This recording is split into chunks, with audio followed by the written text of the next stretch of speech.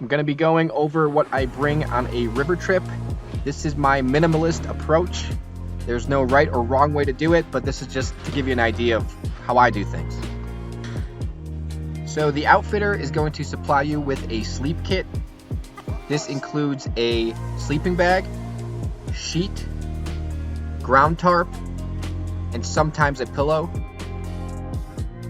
They will have tents stowed away separately. You're gonna have 2 bags. This is my day bag that I'll have per person. So typically you want to bring a water bottle with a clip that can be clipped to the raft. This is a bad example. Don't be like me here. I keep my swim shorts accessible in my bag just because I wear long pants so I don't burn. I've got my rain jacket and rain pants in a little suit, small electronics in a separate dry bag, flip-flops. Got a few long sleeve tops.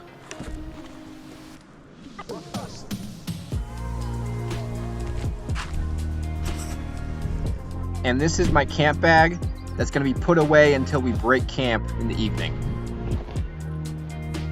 Got a comfy hoodie. Got a coffee cup.